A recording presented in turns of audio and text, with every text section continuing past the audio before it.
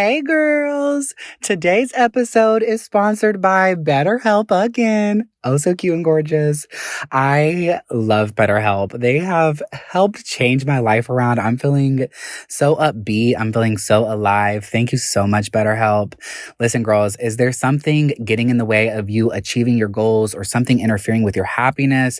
If so, check out BetterHelp.com/unfazed. BetterHelp will assess your needs and match you with your own licensed professional therapist. It's safe, it's private, it's online, it's convenient. No more going to an office, girl. That's a thing of the past, okay? Listen, I want you to start living a happier life today, girls. As a listener, you'll get 10% off your first month by visiting our sponsor at betterhelp.com/unfazed. Join over 1 million people who have taken charge of their mental health. Again, that's betterhelp.com/unfazed.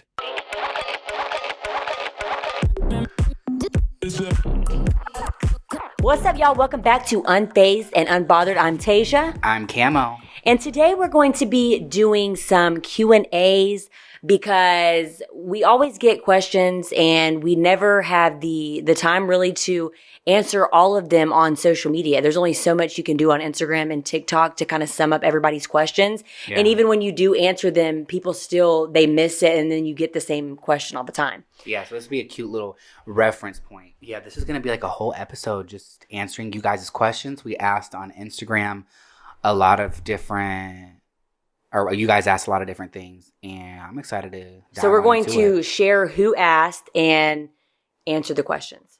Okay, well, so Tasia's recording on her phone, so she's going to have to I screenshot it and send it to him.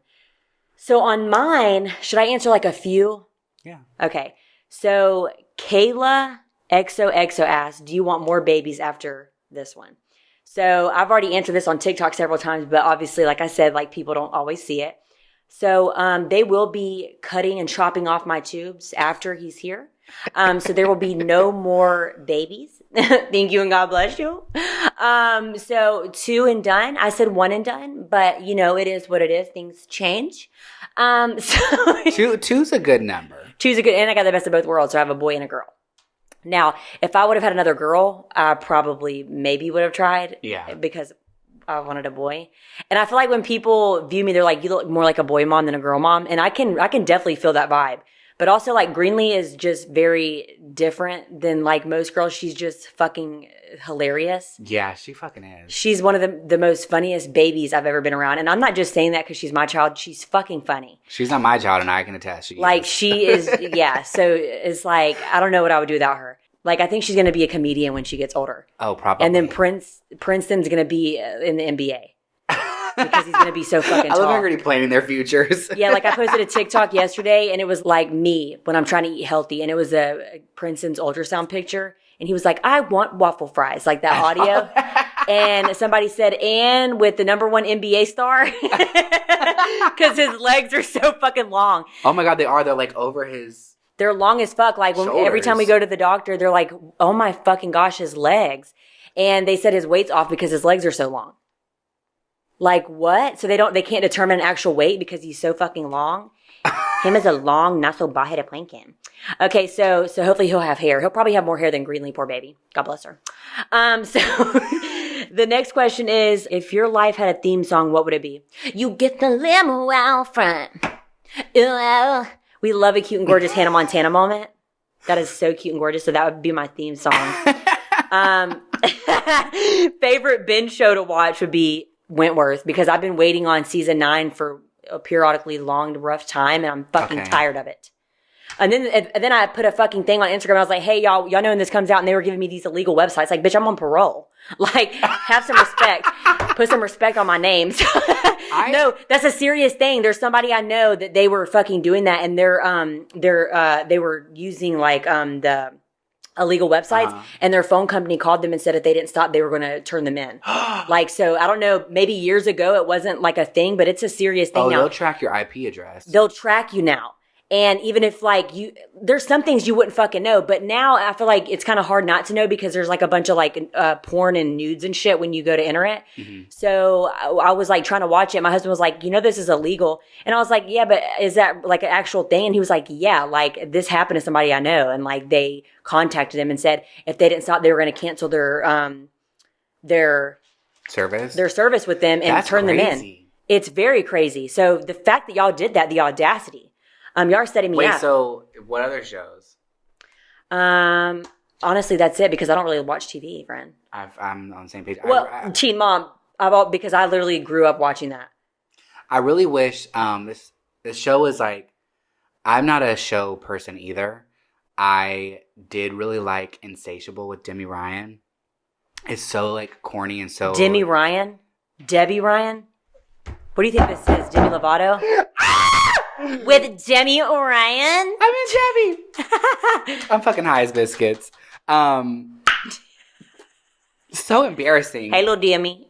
No, Debbie. I'm so sorry, Debbie. I didn't mean to do you like that. But no, it's so funny to me. It's like so dramatic and over the top and like overdone. But they canceled it. I don't know why. And I was obsessed. Like that's the first show in years I've binged. Because it probably didn't do that well. Because to be honest with you, friend, I was like very bored through the whole time. I was like this.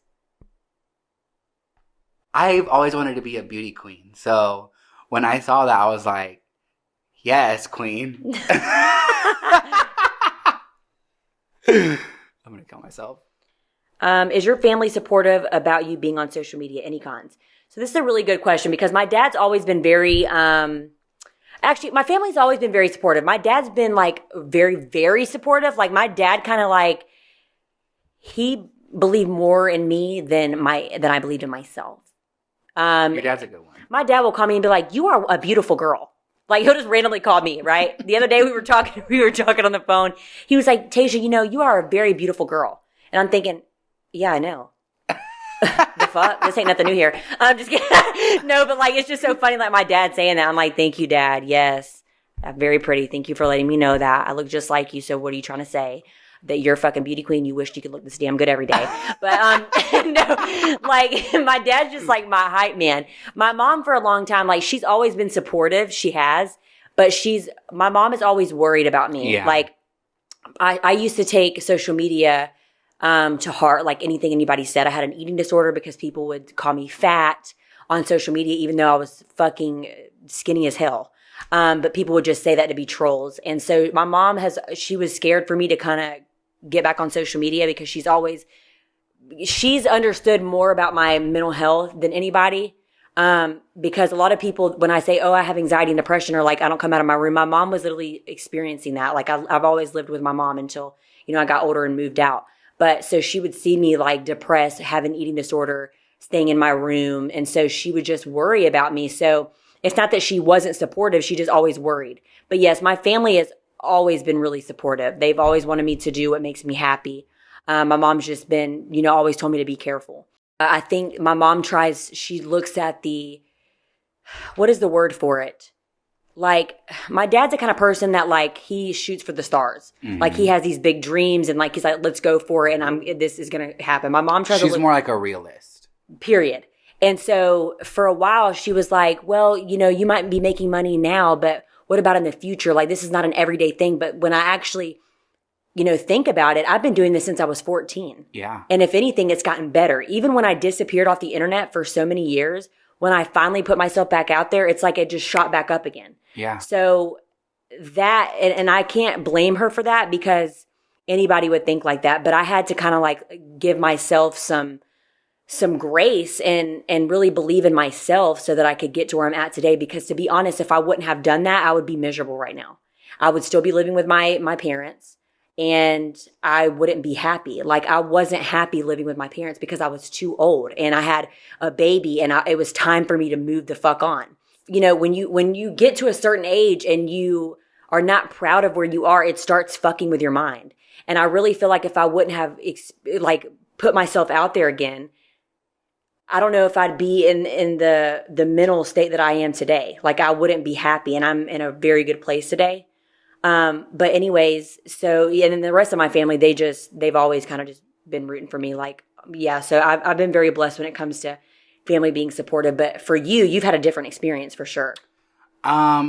So my mother was definitely my biggest fan and my biggest supporter. And she always believed in everything I did. And, my dad, he's always believed in me as well. But my dad is also kind of like the reverse of your parents. Like my dad's always like, so what are you going to do in the future? And I just don't like that energy. You know, I really want people to root for me and respect that this is what I'm doing.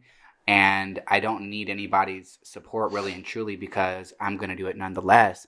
But it would be a lot easier for me to know that my family is supportive. And so for me, like, I don't like when people cast that doubt because manifestation is so powerful. So when you have people around you like, yeah, then it's probably not going to work. Or, oh yeah, it's not in the cards. Or, oh yeah, this could happen, that could happen, this could go wrong. I don't need that energy around me. I need people who are like, fuck yeah, you're doing this. I'm ready to see what's next. So it's not that my family's, some of my family's not been supportive. They just, honestly, they don't understand social media because it's like they grew up knowing me and like I was a regular person. And so I think like a lot of these, I'm not a celebrity, but like I know like a lot of celebrities, their story was their parents were telling them, go to college, go do this, go do that. And now look at them. They're so massively successful because they believed in themselves. And that's, like you said, you have to have faith in yourself and believe in yourself because that's essential. So yeah, my family is supportive, but they're just like confused about it and they have their worries and they have their doubts, but I don't like that energy at all, honestly. No, but I also, you were the only friend that kept forcing me to get on social media. And when I say force, I'm grateful for that because like when I got out of prison, you put me on TikTok. You're like, we're doing a video and we're putting you on TikTok. And you were like, is that Tasia from Vine? And when I saw how good it did, it kind of like made me like have belief that like maybe I could do it and do good. You get what I'm saying? Well, I knew that, especially because TikTok really is so quick. I knew that because you kind of disappeared for a while and because Vine, RIP, I knew that once people saw you again, not only would they think you were funny, but they would remember that name and be like, oh my God, let me just follow her. And it worked. And I'm so happy you put yourself back out there because you do have a light that people follow and people do like you. And I'm really proud of you, honestly. It's awesome that you've put yourself out there again and it's working. And I'm so happy for what we're doing right now. Me too. And I really don't feel like, I don't know, like I think that I was so beat down by social media for so long and ashamed. And I feel like it really, I think after the sexual assault, like I don't know what it was. Like I felt like I lost myself, but also literally, that's the exact word. I lost myself. I felt like my identity, my personality, was stripped away. Everything was stripped away. And people don't talk about that. It's not just, and then you have these people that are like, okay, well, you're sexually assaulted, but now you sleep with like so many people. That is a lot of times what ends up happening because you feel like your innocence was taken from you. So just might as well, whatever, fuck it. And I just felt like everything was stripped from me. And so it was hard for me to put myself back on the internet because I just felt like everybody was like looking at me like weird. But in all reality, it was all in my head and I needed to heal from things. And so prison really helped me do that because, you know, I always make jokes about prison and shit, but really prison wasn't fun at all. Like I was in there for 8 months. This is, you know, when the corona first started, I didn't see Greenlee for 8 months. Didn't know how she moved. I didn't know her facial expressions. You know, I would talk to her on the phone when I'd call home and I would hope that the next month we'd get visitation or something, or I'd see her on like a video visit. But like, I didn't know my own daughter. And so that time in prison helped me focus on myself. And when people ask me like, how did you get close with God? That was my way of getting close with God.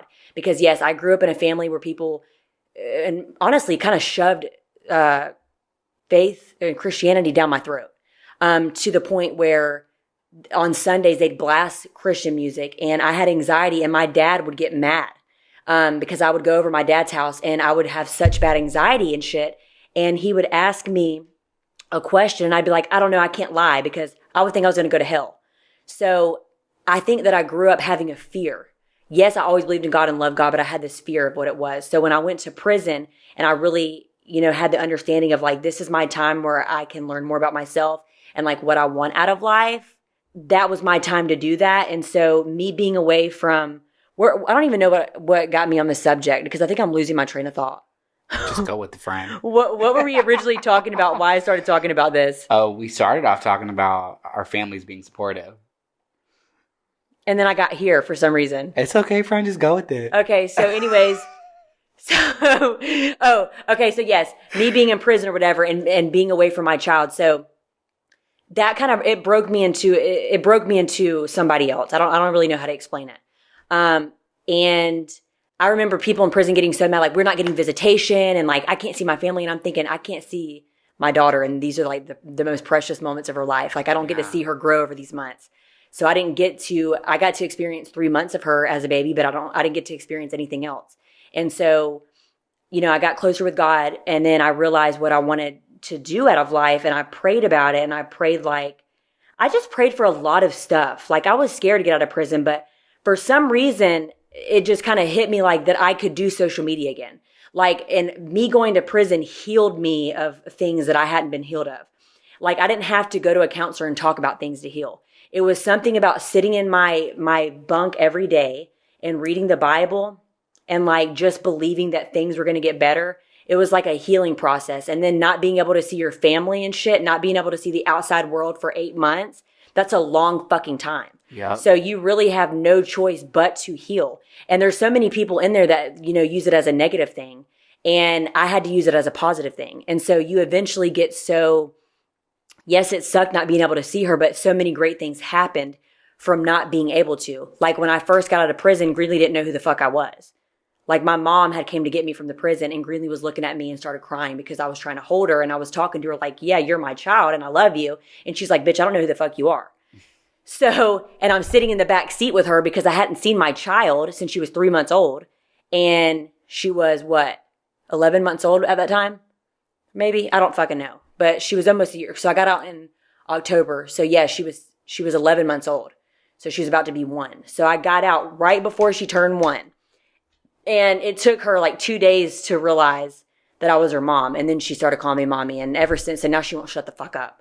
So, so I love my little bald headed pumpkin. But no, like but years prior to that, I was too beaten down to do it.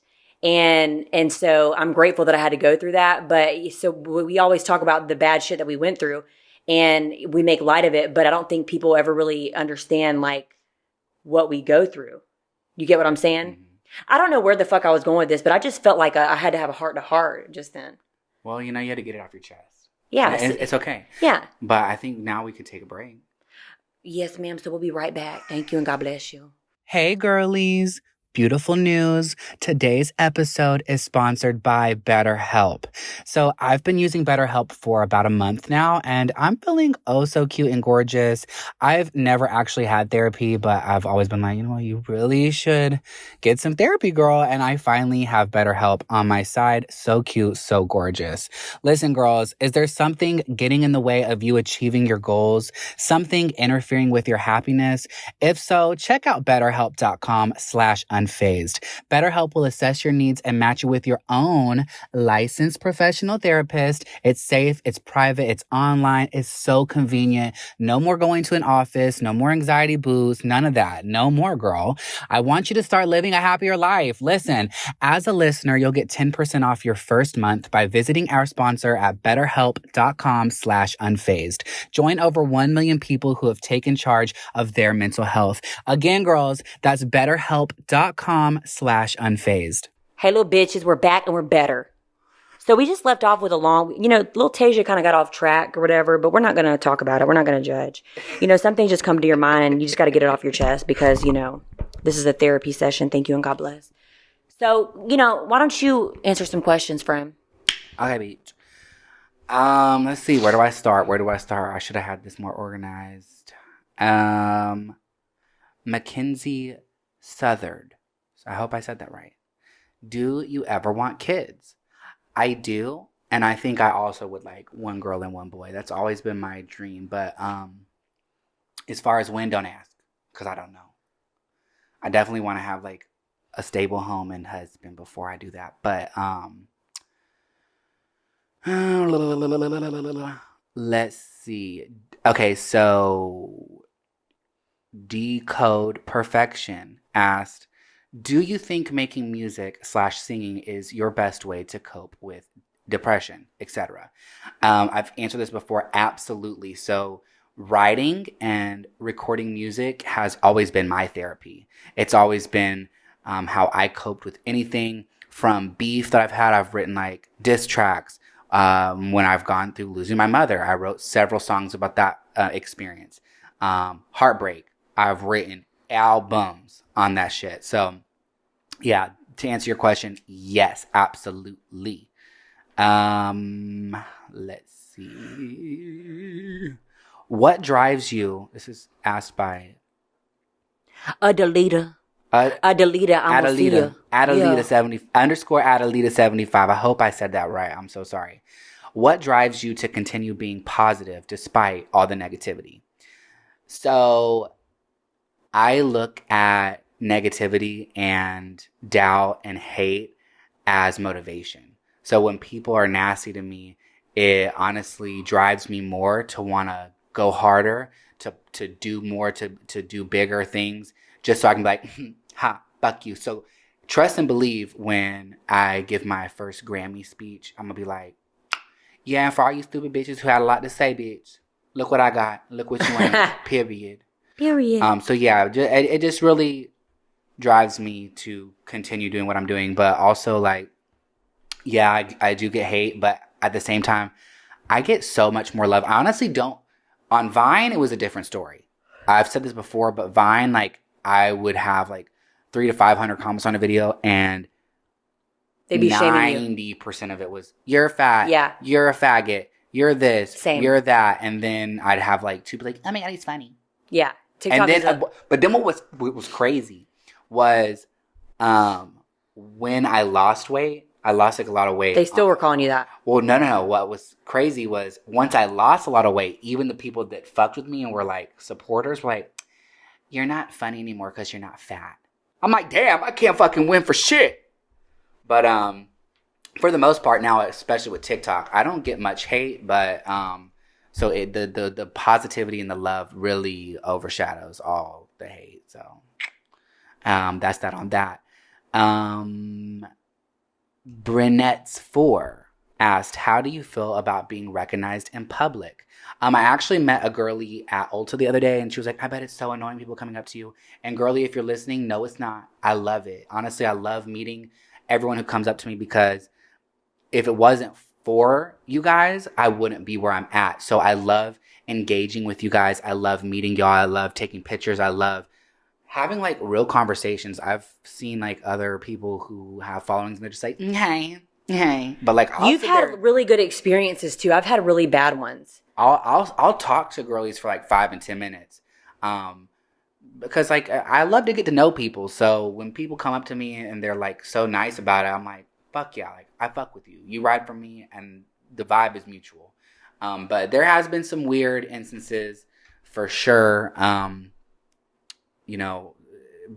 whatever. To answer your question, I do enjoy it, I would say, for the most part. The one thing that kind of like throws me off sometimes is like, and this isn't just for me, I know this is like anybody who has a platform, like people going out to eat. There's like, what I wish that people would understand is there's time and place. And so like, if you're like walking to the restaurant, because I know like that one time when like people bombarded you and you have like a fucking mouthful. And it's like, that's kind of... Well, it scared me like when people do that, because I'll be out with my family and they'll go and get in front of Greenlee. Yeah. And I can't see her, but also they were like shoving phones in my face. I've had really bad experiences though.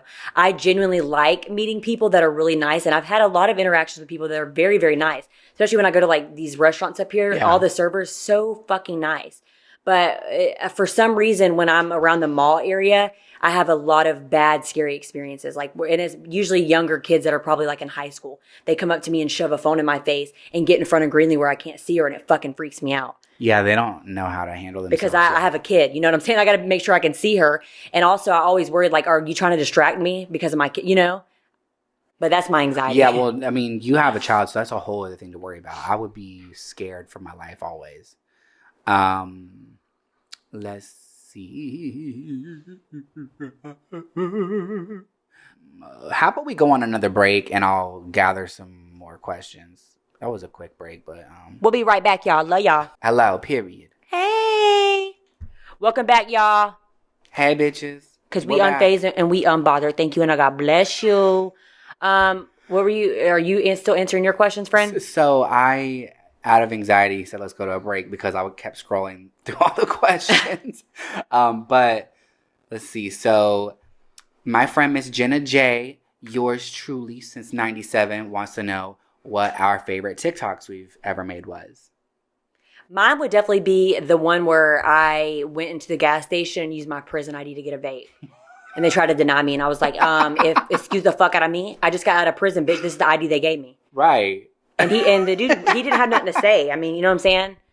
Like, fuck. It said Lee Arundel State Prison as my address. But it's not like your age changes. That's the thing that I don't understand about, like, expired IDs. Like, the gas station doesn't want to sell you tobacco products. Like, I didn't just fucking, what's that motherfucker's name?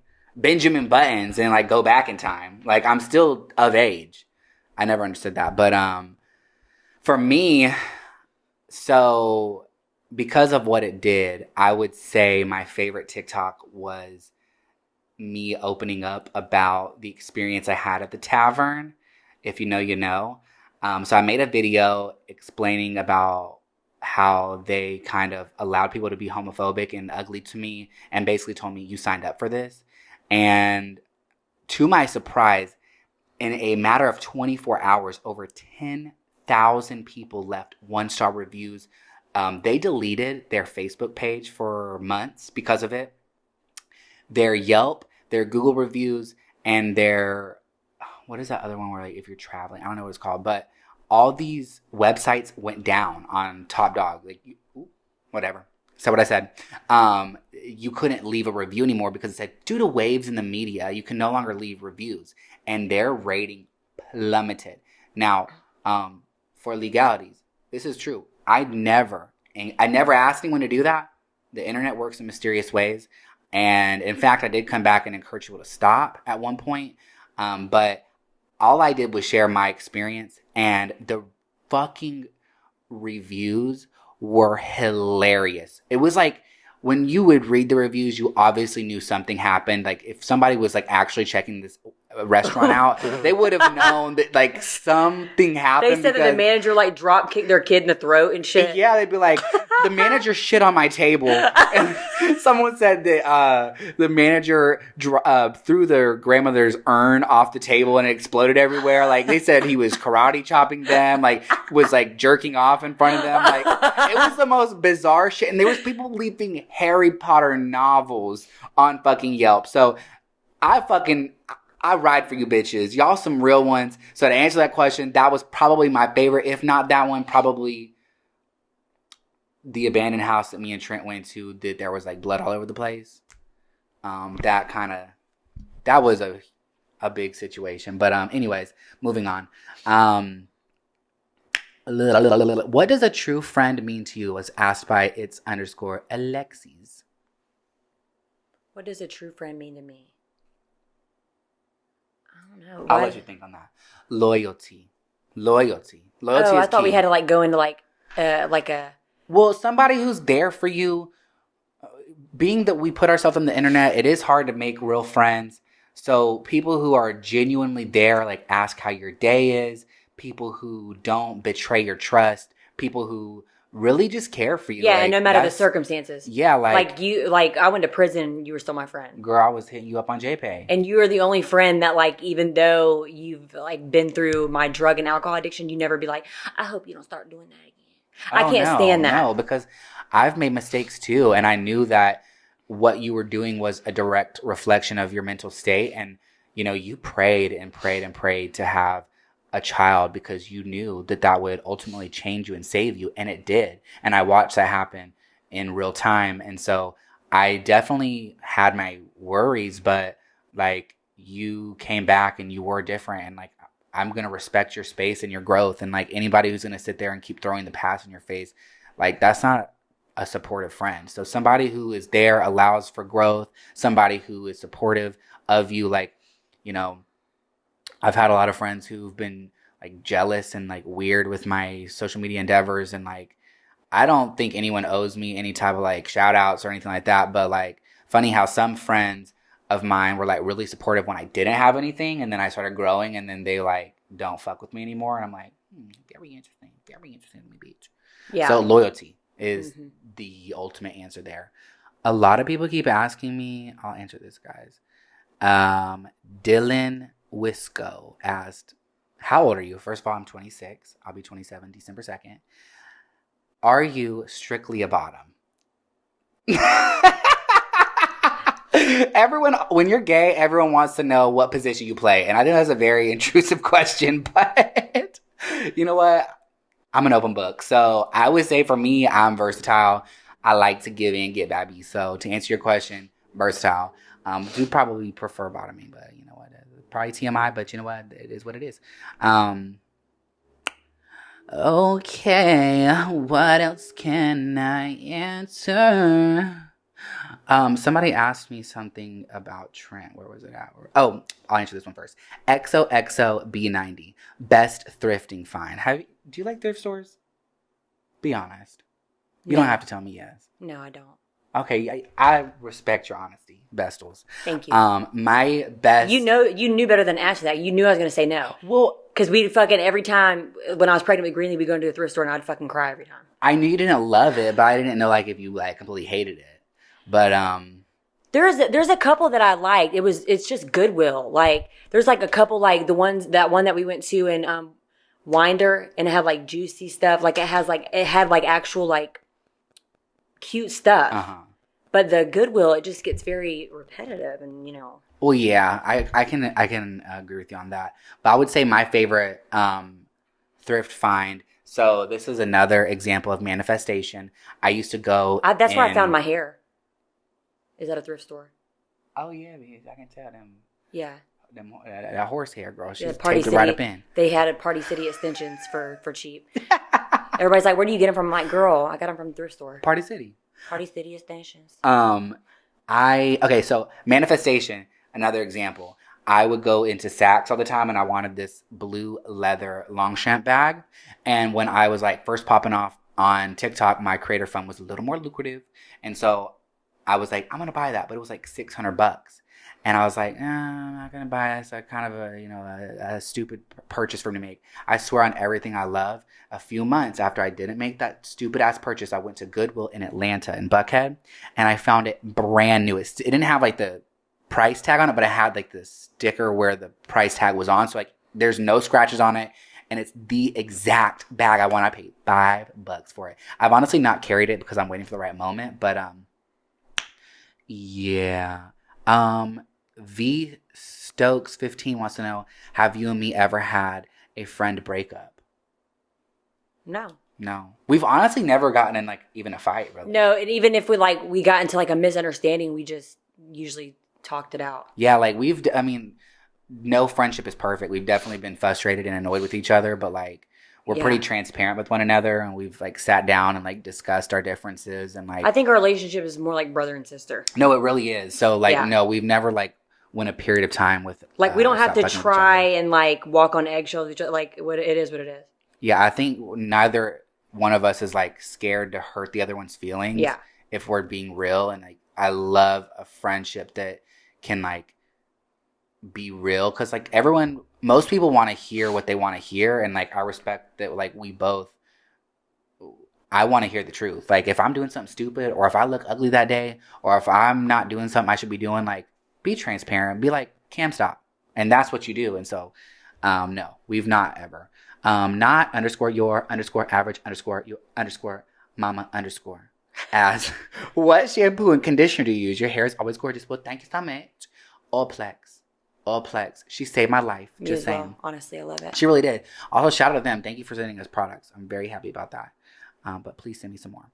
I don't have a code or anything for you guys, so this is not promo. Spooky period Becky. How did you start Tara? I want to learn. So I just started doing it. I got me a Tara book. There's really no right or wrong way to do it. I think you have the touch for it. Not everybody does.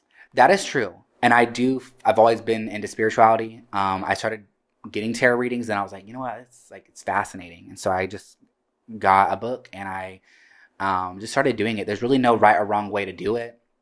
I just feel guided by spirit to the cards to choose. And then I will be transparent. I'm not at the expert level where I can look at every card and confidently tell you what each card means. There's 78 different cards. Every card has a different meaning, upright and reversed. So when I do my readings, I'm very transparent with people I read. And I'm like, look, girl, this is the tea. So I'll be reading from this book on each card just so I feel like I'm giving the most educated and accurate. But the real magic is like in the drawing of the cards. You know what I'm saying? Let's go back to some of your questions though, friend, because I'm over here answering all these questions, bitch.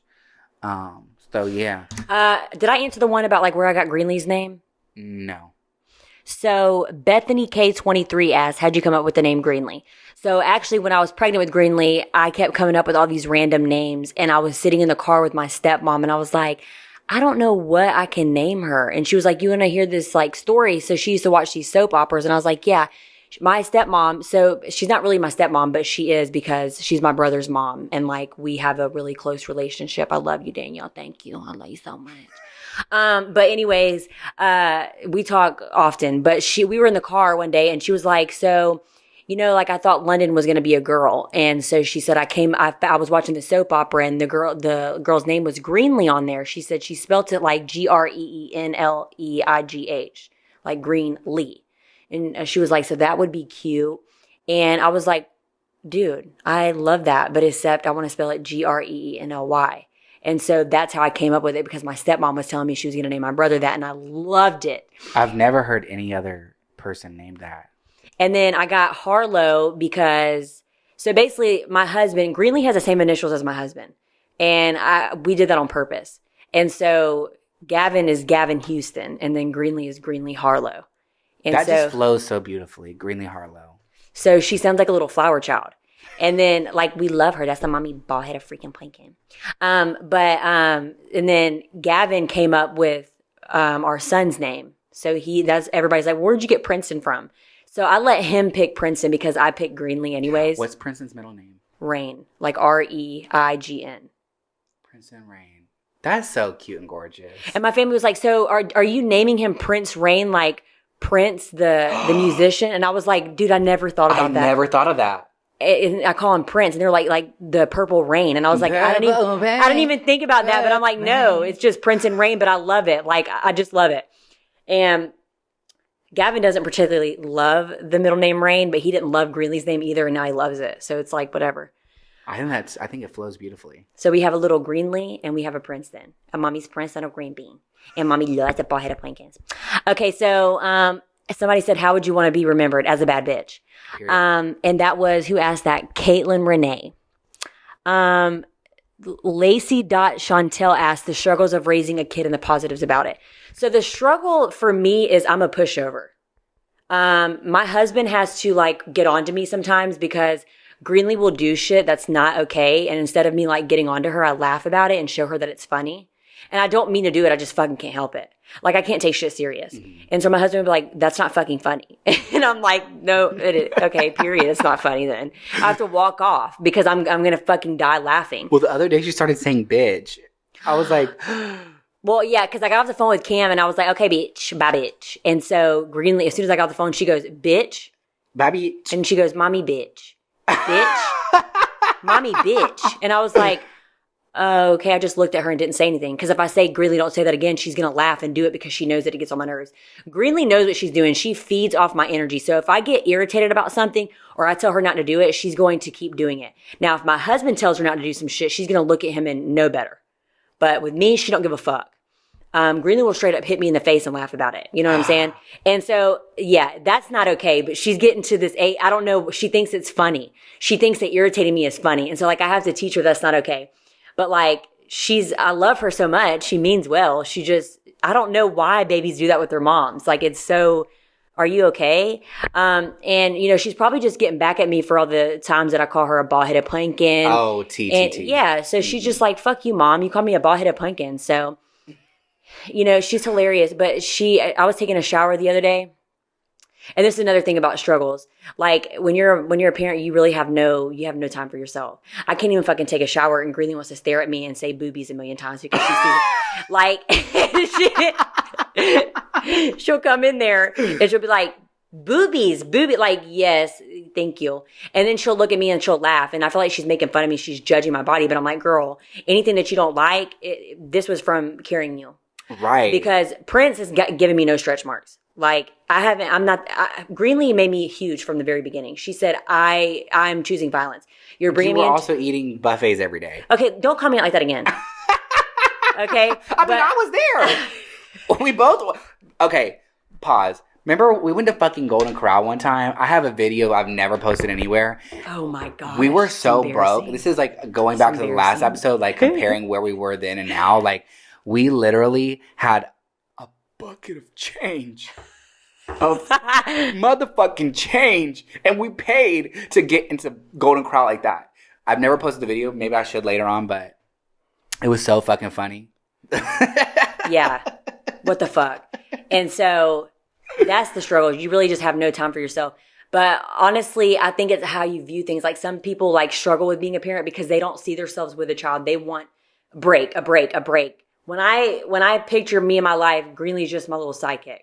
You know what I'm saying? So like, I don't know. It's your mindset, because a lot of people are like, I had friends who they get so stressed out by their kid, and that's okay. Like, we're young, and a lot of my friends are younger than me. Like the friends that I was friends with a few months ago that I'm not anymore. They were younger than me. Oops.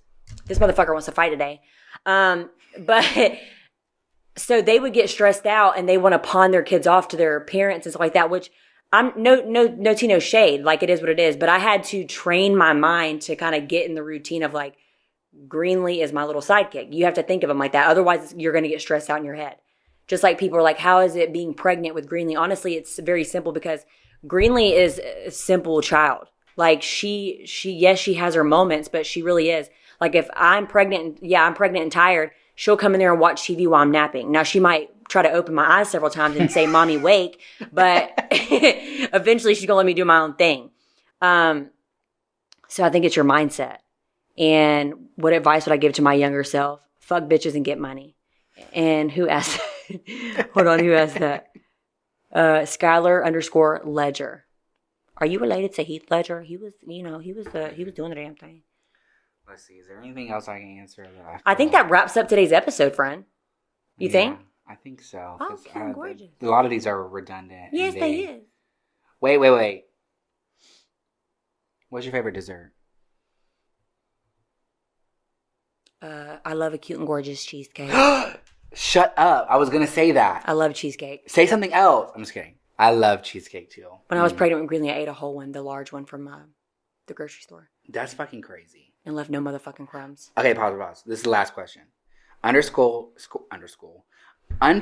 Colton Hayes. What are your thoughts on the afterlife? Do you believe in heaven and hell? Yeah, I do. Yeah, same. Mm-hmm. So what do you think heaven and hell is like, though? You know what? The hell subject gets me confused, because I know that some people say, well, it talks about it in the Bible, but there's a lot of things that back then we didn't understand now. I really don't think that people go to hell. I think that when you die anyways, you see. I always imagine, and this is just for me, this is not for everybody. I always imagine that we live in a world that's so full of sin. This is like people would usually consider this hell. And so we're born sinners. And some people are brought up differently. Some people, their chemical brain, all that shit is so different than the average person, okay? So they can do the worst things, and they can go their whole life never believing God, and then they die and they see God, and God asks them again. Yeah. I don't feel like they go to this hell where they're in flames and miserable. I don't see that. I don't feel like God would allow that. You know what I'm saying? I think his love for us is greater than that. But I also don't really know at the same time, because I'm not educated on that enough. Like, I'd have to really sit down and like talk with somebody to get a better understanding. Because if you ask my family, they strongly believe that. But just like I've had suicides in my family, and people think that they've gone to hell, and I cannot get my head to wrap around the fact that I have cousins that are in hell. I just can't. You know what I'm saying? Yeah, I feel you on that, because honestly, growing up, that was something that I was taught too, is like suicide was the ultimate sin. You went straight to hell. And like, I just don't know how I feel about that either. And I mean, no one technically really knows, because we're not dead. But, you know, I do believe that heaven is like paradise. So I feel like it's going to be your own paradise. At least that's what I hope. And, I I do agree with you on like the earth being hell kind of, because I've heard that logic and I do kind of resonate with that as well. And like it is kind of conflicting because, the Bible does say that God knows everything before it happens. Yeah. And so it makes you wonder, like, okay, so if God knew that this horrible thing was going to happen, did he plan for that? Like, or was this part of his plan? And like, is there like salvation for that person? Are they able to redeem themselves in the afterlife? And like, but then again, sometimes I think I'm like, okay, well, there is God, so there's the devil. Maybe the devil kind of is able to intervene on God's plan. So I don't know. I definitely believe in the afterlife, but I feel like we're both kind of just confused about what hell and I feel like too, though, everybody's relationship with God or whatever their higher power is different. Like for me, I had to learn that I focus on like the love God has for me and the love I have for him. I don't focus on like the rules. You know what I'm saying? Obviously, like there's sins, but we sin every day, and sin is equal. I strongly believe that. So whatever you think is a sin, and whatever you're judging, you're going to go to hell for sinning. Well, you're also going to go to hell because you're judging. If you really want to get, so it's like I don't believe that. I know that God loves us, and I love God, and so I don't focus on that. You shouldn't do this and you shouldn't do that. Well, it makes no sense because literally everybody sins. Like I don't understand why the people will sit here and be like, gay is a sin. Most people have this vision of God, and for a long time, I think growing up, I felt like this. I wouldn't say I thought God was mean, but I felt like I had to be careful about what I did, and that's why I had anxiety growing up because I was like, oh my God, God's gonna not like me. No, God's love for us is it's actually beautiful. It's amazing. And so for people that have this idea about like, if you do this, that, God's gonna not love you, that's horrible because that's just an awful way to live your life. And so I feel like people that think like that, they live a miserable life, because you're never fully understanding the love that God has for you, because if you did, then you wouldn't think like that. And you wouldn't shun other people for having different beliefs than you either. Well, the thing is that everybody's a sinner. And so when people are like, oh, you're gay, you're going to hell. Well, bitch, you cheated on your wife. Yeah. You eat shrimp and pork. And so I guess I'll see you there. But it's like also like let people live their life. Like if God really did know everything was going to happen, then he knew I was going to be gay. Yes. And like, why are you so pressed about what I put in my hole? My God-given hole. Yeah. Why are you pressed about that? It doesn't make any sense to me. So either we're all going to be there in hell or... And people have asked this question too, like how is Tasia so... How does she have a relationship with God? And then how are y'all best friends? Yes, I get that so many times. And that is... My relationship with God is different than how people probably view it. Like, I don't go by these strict rules, and I don't believe that people go to hell for this, and I don't believe those things. What I believe in is God and my love for him and what he's done for me in my life, and that's me. I don't believe in all these rules and regulations, and if you do this, this is happening. I just don't. Well, also, the Bible was written by like a person, so like that could have been interpreted or written incorrectly. And I know that there's also a lot of things that people say it's in the Bible. I've read the Bible. It's not even in there. Oh yeah. Oh my God. So many people act like they've read the Bible start to finish and they fucking haven't. And the thing is like the whole gay thing. Gay is not even, was like in the original Hebrew text, it did not mention homosexuality. It said men should not lay with little boy, pedophilia. And then somehow some homophobe translated that to homosexuality, and like that's just not the case. I know, like we said, we were going to go on wrap this one up, but I think this one question would be helpful because we both deal with this. Maggie 3E's Gross asked, what are some tips and tricks you and Tasia use when you're both filled with anxiety? And also somebody else asked, what is anxiety to you? How does anxiety feel to you? So okay, so this is actually a really good subject because the anxiety is, I think, what triggered my addiction with alcohol and drugs. I used to not know how to control it, and I would fucking freak out. But I am medicated, so that helps a lot. And this is probably not going to be much help, but being on medicine, I'm able to take it and go and throw it away because my medicine it helps my brain with that. Now, if I'm not on medicine, I will obsess over my anxiety and literally freak the fuck out.